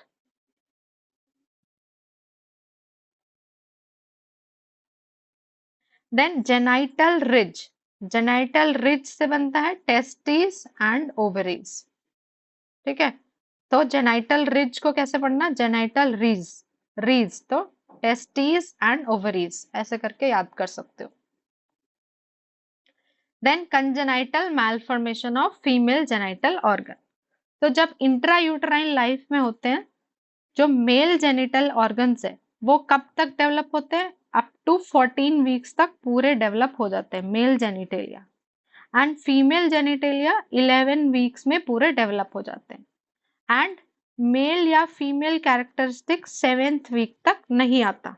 ठीक है, एम्ब्रायनिक स्टेज तक मैंने बोला था, एम्ब्रियो कब तक रहता है? 8th वीक तक, और 7th वीक तक भी हमें नहीं पता होता कि मेल है या फीमेल है, उसके बाद पता चलेगा। Now come to the descend of organs, तो पहले ही हमने डिस्कस किया टेस्टिस और ओवरीज दोनों ही इंट्रा एब्डोमिनली फॉर्म होते हैं, ये एब्डोमेन में प्रेजेंट होते हैं। टेस्टिस जो है इलियक फॉसा में प्रेजेंट रहेगा अप टू 3rd मंथ, और ये डीप इंग्वाइनल रिंग में आएगा 7th मंथ में। So testis will come down in the deep inguinal ring in the 7th month, फिर ये इंग्वाइनल कैनाल में आ जाएगी in the 7th month. So 7 months में ही टेस्टिस जो है डीप इंग्विनल रिंग में आ गई, सो this is deep inguinal ring. फिर इंग्विनल कैनाल में आ गई 7th मंथ में ही। ठीक है, और ओवरीज कब आती है इंग्विनल कैनाल में? Between 7 to 9th month. और स्क्रोटम जो है at the end of 8 months जो है वो आ जाता है नीचे, तो स्क्रोटम कब डिसेंड होगा? At the end of 8th month. Now imperforate hymen. First malformation is hymen. Hymen का imperforation. So what is hymen? ये एक mucous membrane की thin sheet है which covers the vaginal opening. So imperforate hymen में क्या हुआ? The hymen has not opened. Why it is happening? This is due to disintegration of the central cells of Mullerian duct. Mullerian duct के जो cells थे जिनको हट के दूर जाना था वो सेंटर में ही रह गए, सेंट्रल सेल्स जो है वो वहां से हटे नहीं, इसलिए जो ये हाइमन है ये इंटैक्ट रह गई। ठीक है, हाइमन जो है यहीं पे रह गई, और इसकी वजह से क्या हुआ, फीमेल को जो है मेंसेस तो हो रहे लेकिन वो बाहर नहीं आ पा रहे। So this type of condition is known as cryptomenorrhea. Crypto means hidden और मेनोरिया मीन्स मेंसेस, तो फीमेल को क्या हो रहा है, हिडन मेंसेस। तो जितना भी मेंस्ट्रुअल ब्लड है वो बाहर नहीं आ पा रहा, तो वो हाइमेन के पीछे कलेक्ट होते जा रहा है। हाइमेन के पीछे क्या है, वेजाइना, तो वेजाइना में भी कलेक्ट होता जा रहा है, तो वेजाइना डिस्टेंड हो गई, फूल गई वेजाइना, तो ये ऐसे ब्लूइश अपीयरेंस हो जाएगी वेजाइना की due to the collection of the blood. और इस कंडीशन को क्या बोलते हैं, हिमेटोकोल्पोस। मीन्स जब ब्लड वेजाइना में कलेक्ट हो जाएगा तो उसको बोलते हैं हिमेटोकोल्पोस।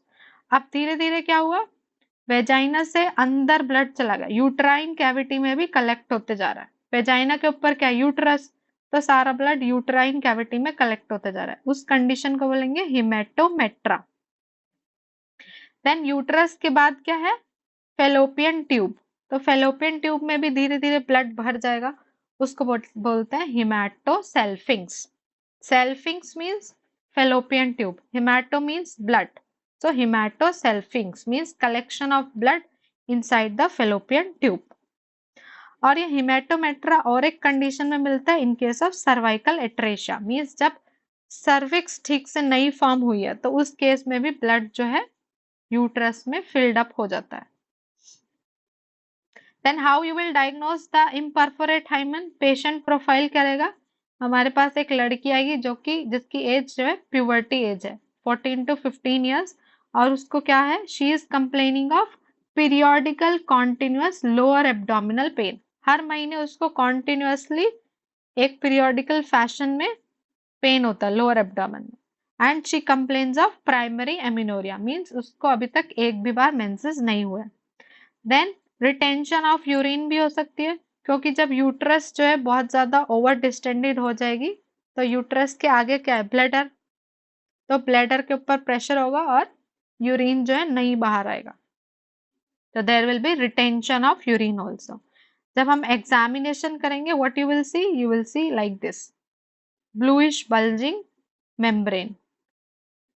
और ट्रीटमेंट क्या करते हैं इसमें, there is cruciate incision, so ऐसे suppose this is the bulging hymen, so this type of incision ऐसे क्रॉस फैशन में जो इंसिजन लगता है this is known as cruciate incision. और इसका जब यूएसजी करेंगे तो you will see hematocolpos and hematometra, collection of blood दिखाई देगा in the vagina and uterus. Then Mayer Rokitansky Kuster Hauser syndrome, और इसको क्या बोलते हैं, MRKH सिंड्रोम। इसमें क्या होगा, there is complete agenesis of vagina, vagina जो है फॉर्म ही नहीं हुई कभी भी, और इसमें क्या होगा, it is almost always associated with uterus, absence of uterus, तो वेजाइना भी एब्सेंट है और यूट्रस भी एब्सेंट है, लेकिन जो गोनाड्स है इसके ओवरीज जो है वो प्रेजेंट है, healthy ovaries are there, but there is no uterus and no vagina. इसका कैरियोटाइपिंग करेंगे तो 46XX ये फीमेल है, लेकिन ये फीमेल क्या कंप्लेन करेगी, there is primary amenorrhea, dyspareunia means painful sexual intercourse, and this is associated with uterine tract abnormalities, urinary tract में भी abnormalities हो सकती है। so this is the MRKH syndrome जिसमें there is complete agenesis of vagina, और हमेशा ये absence of uterus के साथ दिखाई देगा। डायग्नोज कैसे करोगे, यूएसजी करेंगे तो उसमें यूट्रस नहीं होगी। Treatment you will do vaginoplasty, means इसमें आर्टिफिशियल वेजाइना बना के लगा देते हैं कहीं दूसरे पार्ट से मसल्स लेके, vagina is form, this is known as vaginoplasty. अब वेजाइनोप्लास्टी क्यों कर रहे हैं, because of the smooth running of sexual life of the female, ताकि उसकी मैरिज के बाद जो है सेक्सुअल लाइफ हैम्पर ना हो, इसलिए वेजाइनोप्लास्टी कर देते हैं। बट ये फीमेल कभी भी प्रेग्नेंट नहीं हो सकती क्योंकि इसमें यूट्रस नहीं है। So pregnancy never occurs in case of MRKH syndrome. Then other uterine abnormalities. First is failure of development of one और बोथ मुलेरियन डक्ट। जो मुलेरियन डक्ट है जिससे पूरा फीमेल सिस्टम बनता है, उसमें क्या हुआ, एक मुलेरियन डक्ट या दोनों ही मुलेरियन डक्ट का डेवलपमेंट नहीं हुआ। So we have two different condition. First is absence of both Mullerian duct. So दोनों ही मुलेरियन डक्ट नहीं है, तो फेलोपियन ट्यूब भी नहीं है फीमेल की, यूट्रस भी नहीं है एंड वेजाइना भी नहीं होगी, and the female will complain of primary amenorrhea. Then next is, जब एक मुलेरियन डक्ट एब्सेंट है तो क्या होगा, uterus unicornis. Unicornis means only one cornu, जैसे इस इमेज में देख सकते हो, this only one cornu is present, और इस तरफ का सारा सिस्टम जो है वो फॉर्म नहीं हुआ। सो इसमें क्या होगा, unicornuate uterus, only one cornu of the uterus, one fallopian tube and one ovary is there. Then failure of recanalization of the Mullerian duct means Mullerian duct जो है वो फ्यूज तो हो गए, फ्यूज होने के बाद उसको एक कैविटी बनाना था, कैनाल बनाना था, तो वो कैनाल फॉर्म नहीं हुआ। तो उसकी वजह से क्या हुआ, there is agenesis of upper vagina और ऑफ द सर्विक्स। ठीक है, वेजाइना या फिर सर्विक्स या फिर दोनों फॉर्म नहीं हुए ठीक से, और इसमें क्या दिखेगा, यू विल सी हिमेटोमेट्रा, क्योंकि यूट्रस तो यहाँ पे फंक्शनिंग है, सिर्फ कैविटी फॉर्म नहीं हुई। और कैविटी कहाँ पे होती है, कैनाल, सर्वाइकल कैनाल होता है और वेजाइनल कैनाल होता है, तो दोनों ही कैनलाइजेशन नहीं हुई, इसलिए दोनों ही फ्यूज्ड रह गए। लेकिन ब्लीडिंग तो हो रही है, मेंसेस तो हो रहा है, इसलिए hematometra is there. Then next condition is failure of fusion of Mullerian duct. अब क्या हुआ, फ्यूज नहीं हो पा रहे Mullerian duct. So first condition is uterus didelphys. Didelphys मतलब दो स्ट्रक्चर होंगे सब में। तो यहाँ पे क्या हुआ, डबल यूट्रस होगी, you can see 1 and 2, double cervix, एक ये रही and double vagina. All the structures are 2, क्योंकि दोनों ही मुलेरियन डक्ट्स जो है वो फ्यूज नहीं हुए। अगर ये फ्यूज हो जाते तो एक बन जाता, लेकिन फ्यूजन ना होने के कारण there are two structures, 2 uterus, 2 vagina and 2 cervix. Then bicornuate uterus. Bicornuate uterus दो टाइप्स की होती है। First is uterus bicornis bicollis and second is uterus bicornis unicollis. uterus bicornis bicollis में क्या है, वेजाइना तो फ्यूज हो गई, ठीक है, you can C vagina is fused, लेकिन क्या हुआ, ऊपर का पार्ट जो है वो फ्यूज नहीं हुआ, इसलिए दो यूट्रस है एंड 2 सर्विक्स आर देयर। ठीक है, 2 uterus and 2 cervix in case of uterus bicornis bicollis. Then uterus bicornis unicollis में क्या है, सर्विक्स और वेजाइना फ्यूज हो गए, तो वेजाइना भी फ्यूज हो गई और सर्विक्स भी फ्यूज हो गई, लेकिन ऊपर वाला पोर्शन फ्यूज नहीं हो पाया, इसलिए there is two uteruses, there are 2 uteruses, so this is uterus bicornis means दो यूट्रस है and unicollis. Then septate uterus, इसमें क्या होगा, दोनों मुलेरियन डक्ट फ्यूज हो गए। ठीक है, सपोज ये एक मुलेरियन डक्ट था और ये दूसरा, दोनों फ्यूज हो गए, लेकिन दोनों के बीच में ये जो सेप्टम था इसको भी हटना था, बट ये सेप्टम नहीं हटी, इसलिए there is septate uterus. You can see in the figure there is a presence of one septum inside the uterus. This is known as septate uterus. And septate uterus is the most common congenital anomaly in females. Very important. तो ये question आता है। Then अगर किसी को septate uterus है तो उसमें मोस्ट कॉमन प्रॉब्लम क्या होगी, उस फीमेल को सेकेंड ट्राइमेस्टर में रिकरेंट अबॉर्शन हो गया। तो रिकरेंट अबॉर्शन तो होगा लेकिन इन द सेकेंड ट्राइमेस्टर। ठीक है, देन मोस्ट कॉमन एनोमली जिसकी वजह से अबॉर्शन होता है वो क्या है, again it is septate uterus. So septate uterus एक ऐसी कंजेनाइटल एनोमली है जिसकी वजह से अबॉर्शन सबसे ज्यादा होता है। देन इनफर्टिलिटी का मोस्ट कॉमन congenital anomaly जो cause है that is also septate uterus. So most common congenital anomaly which is associated with infertility, that is also septate uterus. Next is arcuate uterus. अब arcuate uterus में क्या हो गया, funds जो है concave हो गई, फंडस तो उसको ऐसे होना चाहिए था, उसके बाद ये यूट्राइन कैविटी, लेकिन इसमें क्या हुआ, फंडस जो है ऐसे हो गई, कॉन्केव हो गई, वो यूट्राइन कैविटी में प्रोट्रूड हो गई। ठीक है, यूट्राइन कैविटी में फंडस प्रोट्रूड हो गई। This type of uterus is known as arcuate uterus. Now congenital malformation में हम क्या करेंगे investigation? First investigation is hysteroscopy and gold standard investigation is hysteroscopy along with laparoscopy. This is the gold standard. Then next is Gartner cyst. So Gartner duct क्या था? Gartner duct is the remnant of Wolffian duct. अब उसमें ही अगर cyst हो गया, duct में cyst हो गया, that is known as Gartner's cyst. So it is a congenital type of retention cyst. हमेशा ये congenital होता है, acquired नहीं होता, एट बर्थ ही मिलेगा। गार्टनर डक्ट की लोकेशन क्या है, या गार्टनर सिस्ट कहाँ पे प्रेजेंट है? In the anterolateral wall of vagina. घर में गार्डन कहाँ होता है? एंटीरियरली, घर के आगे। तो Gartner cyst is also located anteriorly in the lateral wall of vagina. कहाँ पे सिचुएटेड है? वेजाइना के अपर 2/3 एंड लोअर 1/3 के जंक्शन में। And it is always a painless swelling, pain नहीं होता इसमें। ये भी पी साइज का होता है एंड इसमें कोई ट्रीटमेंट की जरूरत नहीं है। कब ट्रीटमेंट करेंगे? अगर there is painful sexual intercourse, if the female complains of dyspareunia, ठीक है, सेक्स के टाइम पे पेन हो रहा है, तब इसका ट्रीटमेंट करते हैं, otherwise treatment is not required. और क्या ट्रीटमेंट है? अगेन मार्सुपियलाइजेशन। इसको ऐसे कट लगा देंगे, कट लगाने के बाद ऐसे ये ओपन हो जाएगा,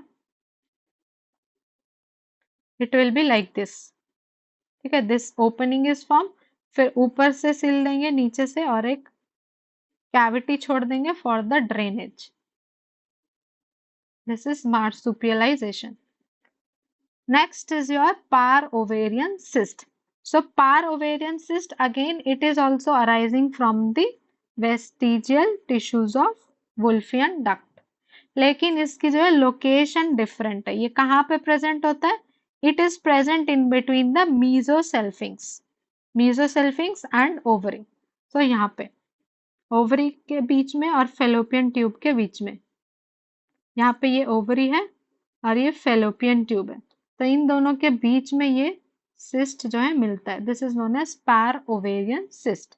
और parovarian cyst कैसे हम लोग पहचानते हैं? इसमें ऐसे ये glistening spots, एग्जामिनेशन जब करेंगे तो ऐसे चमकते हुए स्पॉट्स मिलेंगे। This is the recognition point for parovarian cyst.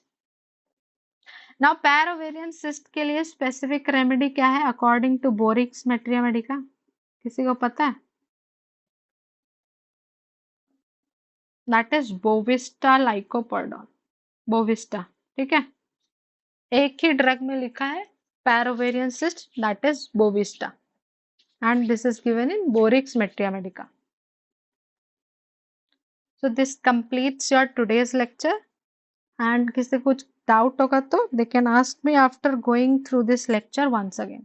Notes देखो, lecture देखो, उसके बाद कुछ doubt है तो पूछना है। अब कौन सी book follow करनी है इसके लिए?